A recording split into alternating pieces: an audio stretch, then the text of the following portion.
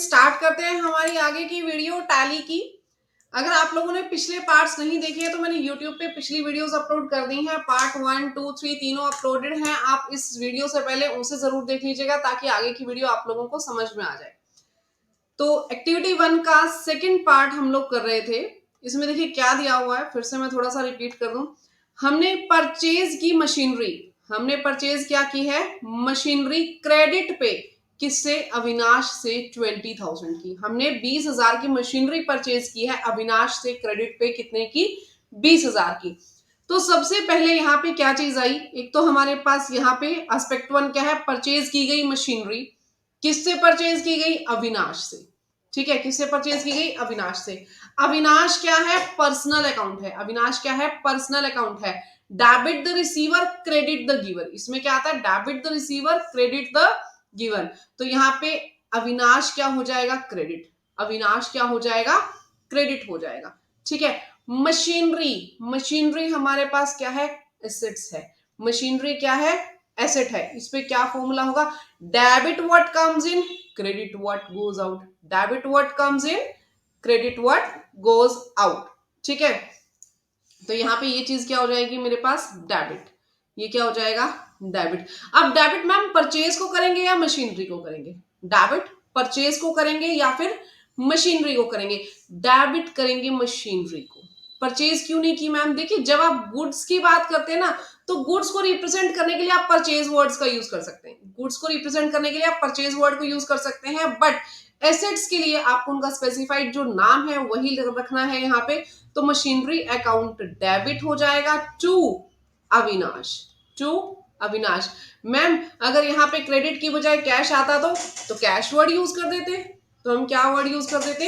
Cash word use कर देते। अच्छा एक चीज ध्यान रखिएगा, जब आप ये एंट्रीज कर रहे हो ना, तो पीछे मैंने आपको ये जो चार्ट दिया था पर्सनल, रियल और नॉमिनल का, ठीक है, पर्सनल, रियल और नॉमिनल का ये जो चार्ट दिया था, इस चार्ट को अपने सामने रखो, एंट्रीज फटाफट से यूं हो जाएंगी। इससे आपको देखते ही ध्यान आ जाएगा पर्सनल कौन सा है, रियल कौन सा है और नॉमिनल कौन सा है। क्लियर? अब यहाँ पे अविनाश की जगह कैश आ जाता, क्योंकि क्या है हमारे पास? कैश। कैश रियल है। Debit what comes in, credit what goes out. तो यहाँ पे क्या आ जाती है एंट्री? अब machinery debit to cash account, क्योंकि कैश चला गया मशीनरी लेने के लिए। ठीक है, मशीनरी लेने के बदले में हमने कैश पे कर दिया। Now entry number 3। Entry number 3 क्या कह रहे हैं? परचेज की है हमने गुड्स 5,000 की। परचेज की है गुड्स कितने की? 5,000 की। किससे? राहुल से की है कैश में। राहुल से की है कैश में। तो यहाँ पे राहुल को हमने कंसीडर नहीं करना, कैश को कंसीडर करना है, क्योंकि कैश में हमने ली है। राहुल का कोई भी देना लेना हमारे पास फिलहाल नहीं है। ठीक है। ऊपर मैंने अविनाश को क्यों लिया था? क्योंकि कैश में नहीं, हमने क्रेडिट में ली थी, उधार ली थी, तो इसका उधार खाता खड़ा करना जरूरी था, आधार खाता बनाना जरूरी था। यहाँ पे इसका उधार खाता हमने नहीं बनाना है, क्योंकि हमें कैश हम पे कर चुके हैं, उधार खाता यहाँ पे नहीं बनेगा। तो एक एस्पेक्ट क्या आया? परचेज की हमने। परचेज की क्या है यहाँ पे? गुड्स हमने परचेज की। ठीक है। किस में परचेज की? कैश में परचेज की। तो मैंने क्या कहा था? गुड्स को आप कैश से रिप्रेजेंट कर सकते हो, गुड्स की जगह आप परचेज वर्ड यूज कर सकते हैं, सॉरी। ठीक है। यहाँ पे क्या आ जाएगा? अब परचेज की है, देखो आपने क्या की है? परचेज की है।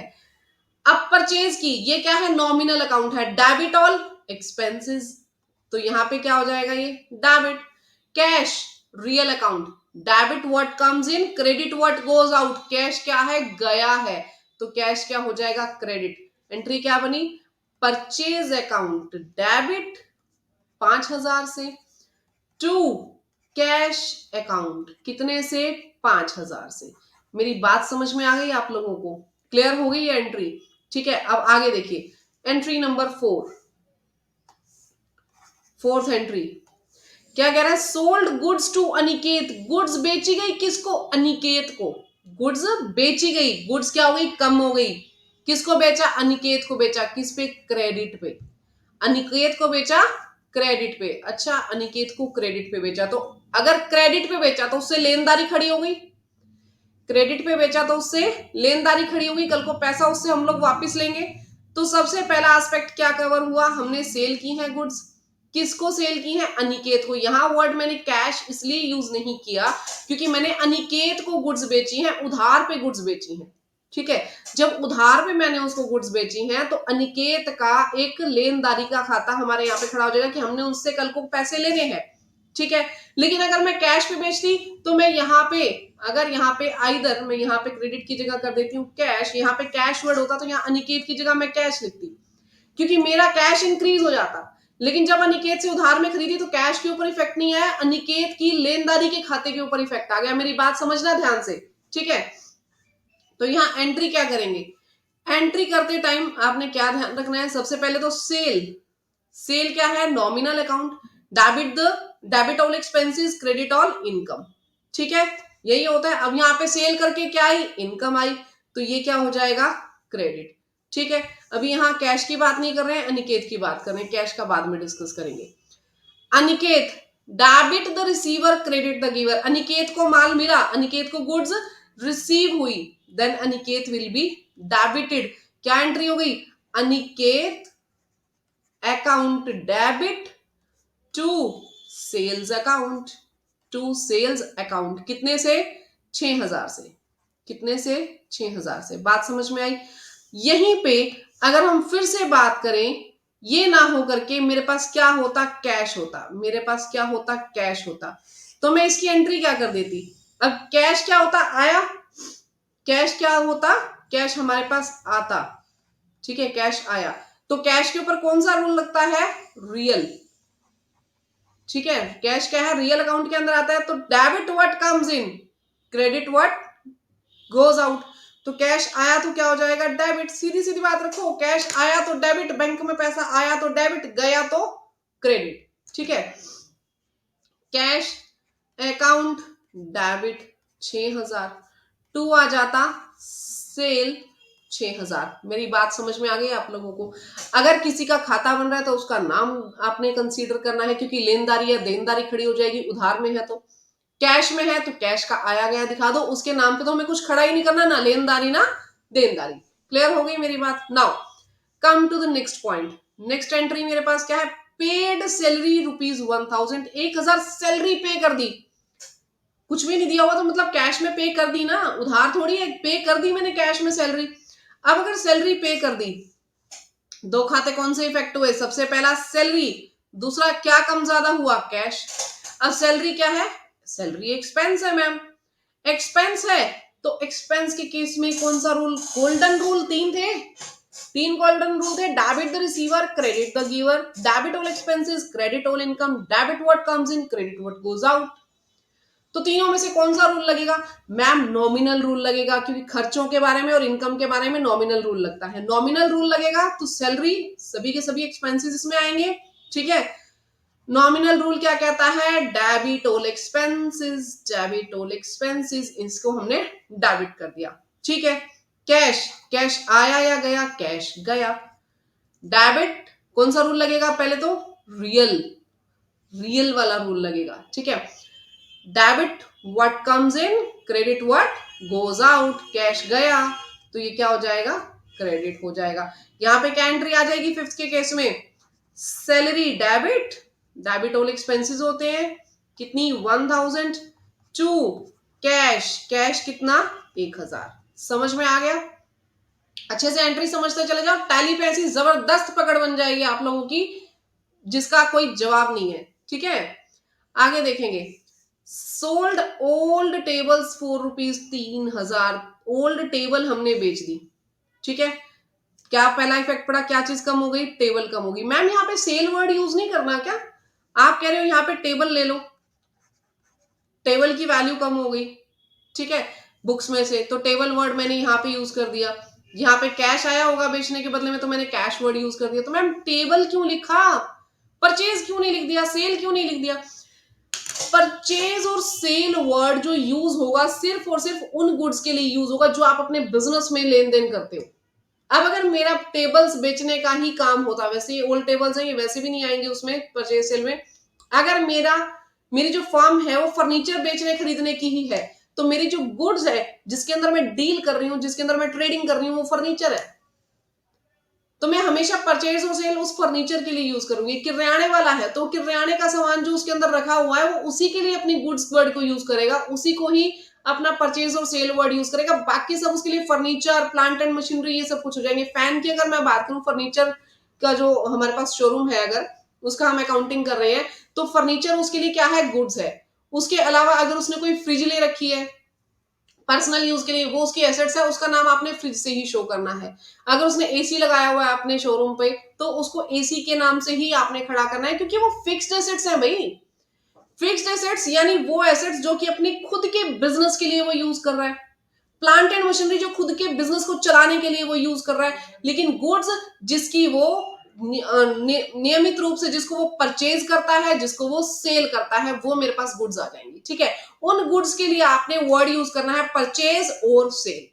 ठीक है, उसके अलावा अदर जो गुड्स होगी जिसको वो बिजनेस चलाने के लिए यूज में लेकर के आ रहा है, जो फिक्स्ड एसेट्स हैं, 1 साल से ज्यादा तक जो यूज होने वाली हैं, उनके लिए आपने क्या वर्ड यूज करना है, फर्नीचर एंड फिक्सचर या फिर प्लांट एंड मशीनरी, या उसके खुद के नाम से आप उसको दिखा सकते हो बुक्स ऑफ अकाउंट्स में। क्लियर?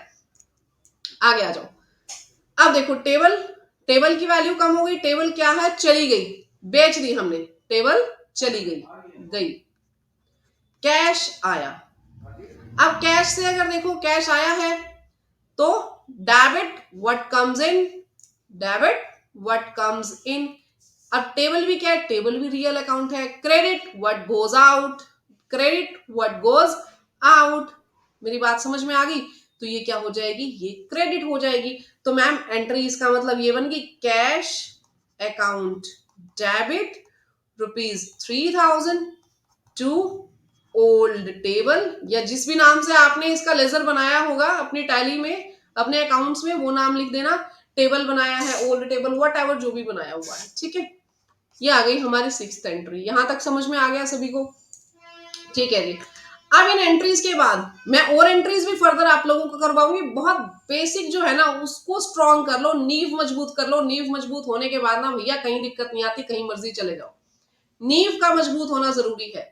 ठीक है, ये एंट्रीज भी मैं आप लोगों को करवाऊंगी। उससे पहले मैं आपको एक चीज बता दूं, एक टॉपिक है, इसको हम डिस्कस कर लेते हैं बहुत अच्छे से, फिर आगे की एंट्रीज हमारी कवर हो जाएंगी।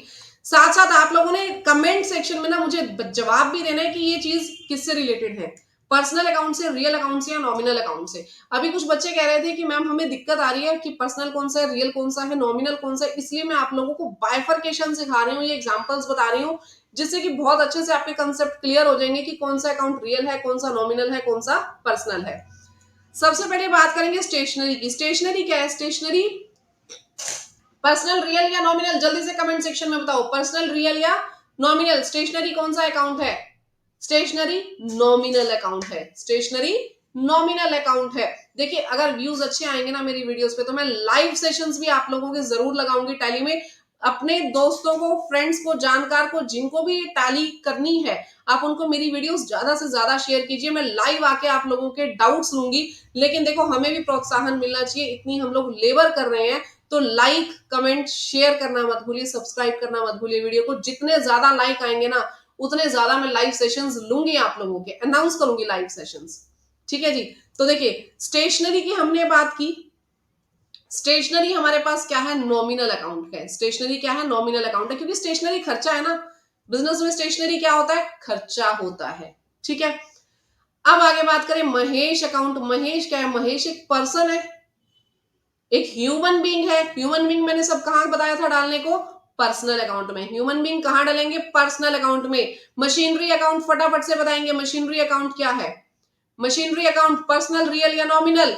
मशीनरी क्या है, रियल है। मशीनरी क्या है, रियल है।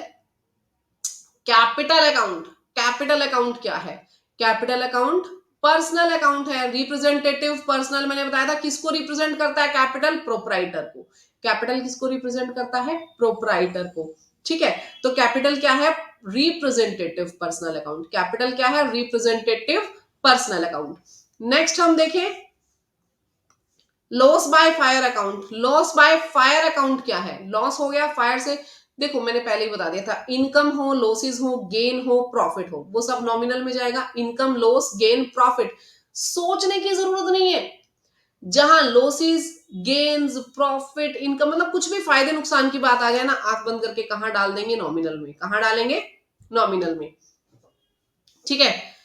पुणे म्युनिसिपल कॉरपोरेशन अकाउंट, कोई भी कॉरपोरेशन अकाउंट हो, कोई भी क्लब हो, इस तरीके बैंक अकाउंट हो, मतलब जो किसी चीज को रिप्रेजेंट करता हो। ठीक है। कोई आर्टिफिशियल पर्सनल अकाउंट हो। अब ये क्या है? आर्टिफिशियल पर्सनल अकाउंट है। आर्टिफिशियल पर्सनल अकाउंट भी कहां जाता है? पर्सनल अकाउंट में। क्लियर? बैंक ऑफ महाराष्ट्र भी किस में जाएगा? पर्सनल अकाउंट में। मेरी बात समझ में आ गई? क्योंकि बैंक का मैंने डिस्कस किया था तो साथ के साथ आपको बता दिया। नेक्स्ट हम डिस्कस करेंगे बिल्डिंग अकाउंट। नेक्स्ट क्या डिस्कस करेंगे? Building account. बिल्डिंग अकाउंट कहां जाएगा? रियल अकाउंट में। आगे आप देखेंगे कॉपीराइट अकाउंट। कॉपीराइट जो है, देखिए ये भी हमारे पास एक इंटेंजिबल एसेट है। इसको भी हम कहां लेके चलेंगे? रियल अकाउंट में। कहां लेकर के चलेंगे? कॉपीराइट, ट्रेडमार्क, ये सब कुछ कहां जाएगा? रियल अकाउंट में।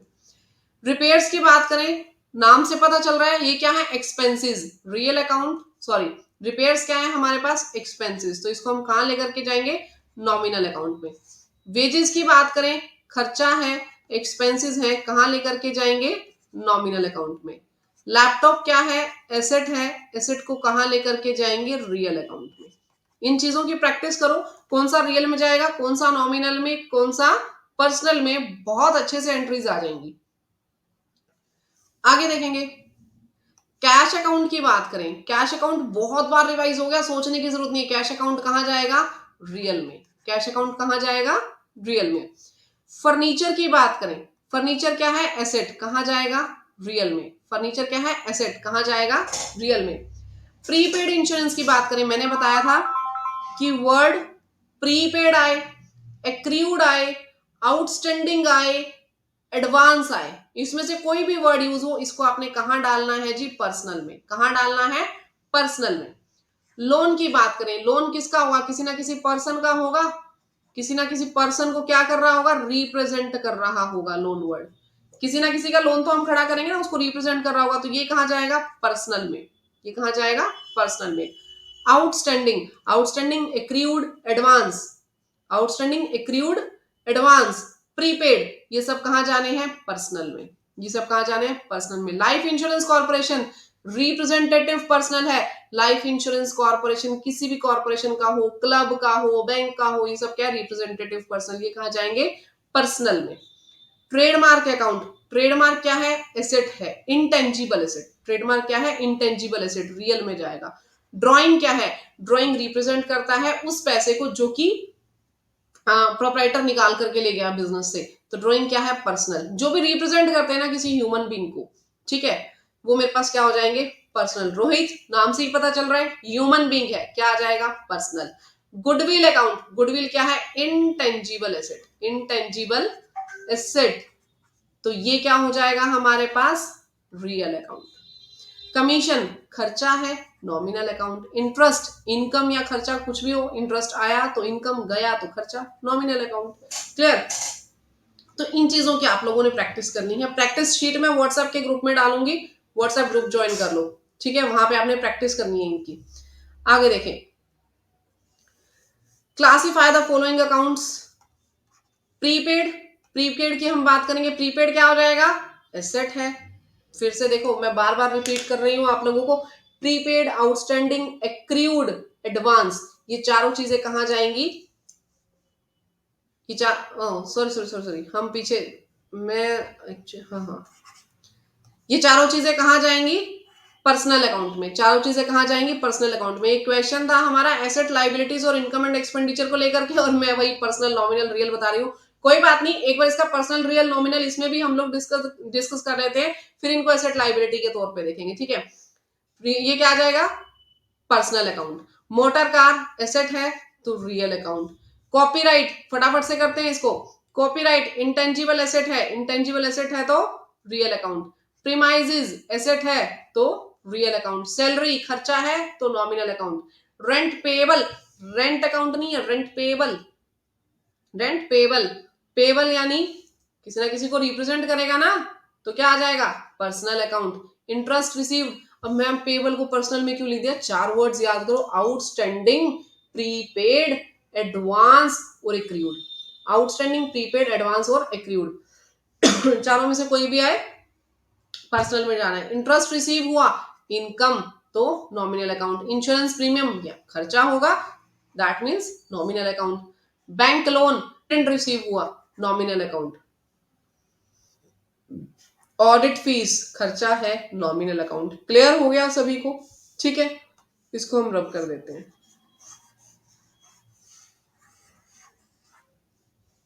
इसको हमने रब कर दिया। अब देखते हैं हम इसमें कि कौन सी चीजें एसेट्स हैं, कौन सी लायबिलिटी है, कौन सी इनकम है, कौन सी एक्सपेंडिचर है। प्रीपेड रेंट, रेंट हमने किसी को एडवांस में पे कर दिया, कल को पे नहीं करना पड़ेगा ना। रेंट हमने एडवांस में पे कर दिया किसी को, तो ये हमारी क्या हो जाएगी, एसेट हो जाएगी, क्योंकि हमने अपना खर्चा पहले से ही पे कर दिया। तो ये हमारे पास क्या है, एसेट्स है। मोटर कार, मोटर कार भी आपकी संपत्ति है, कहां जाएगी, एसेट्स में।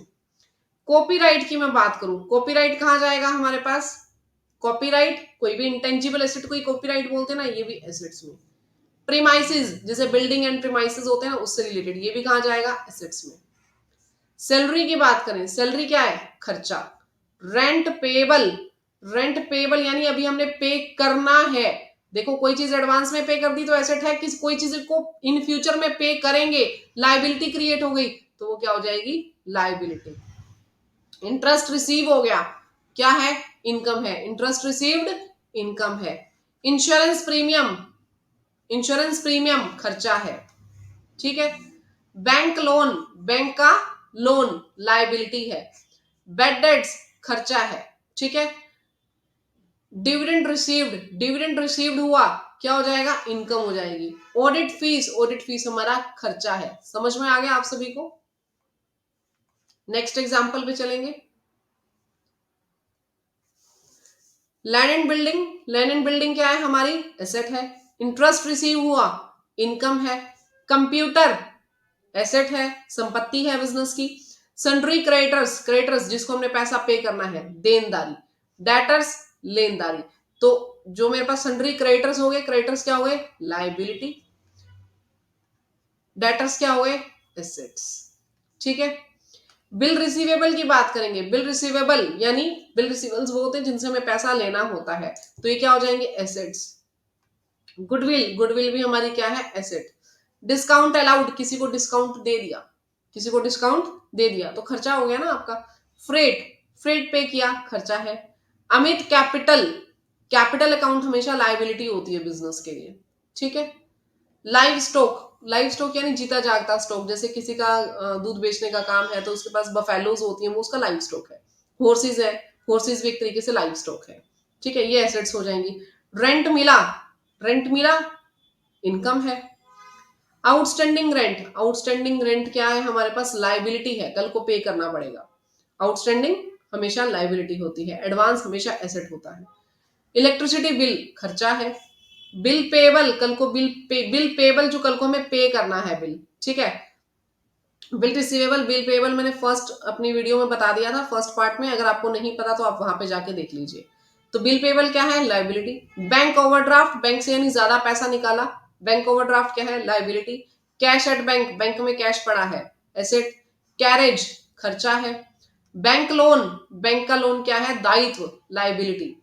कॉपीराइट की बात करें, एसेट है। कमीशन रिसीव हुआ, कमीशन रिसीव हुआ, रिसीव हुआ तो इनकम है। रिपेयर एंड मेंटेनेंस खर्चा है। Printing and machinery, printing and stationery खर्चा है। फिक्स डिपॉजिट के ऊपर इंटरेस्ट आया, इनकम है। डिस्काउंट रिसीव हुआ, इनकम है, ठीक है। यहां तक हम लोगों ने कवर कर लिया। तो आज हमने बेसिक्स कुछ एक कंसेप्ट देखे, एसेट, लायबिलिटी, इनकम, एक्सपेंडिचर को बाइफरकेट करना सीखा। हमने ये देखा कि रियल, नॉमिनल और पर्सनल को किस तरीके से बाइफरकेट करना है। कल हम लोग आगे की वीडियो में एक नॉर्मल सा थोड़ा सा प्रैक्टिकल सेशन में ले लूंगी, उसमें मैं बताऊंगी कि किस तरीके से एक नई कंपनी रजिस्टर की जाती है। आफ्टर दैट हमें फिर से एक बार ये थियोरेटिकल सेशन आगे कंटिन्यू करना है जर्नल एंट्रीज पर्पज से, लेकिन कल का जो सेशन रखेंगे हम थोड़ा सा प्रैक्टिकल रखेंगे ताकि आप लोगों का इंटरेस्ट भी बने। साइमल्टेनियसली थियोरेटिकल कंसेप्ट्स हम साइड बाय साइड लेकर के चलेंगे। Thank you, bye bye, take care everyone.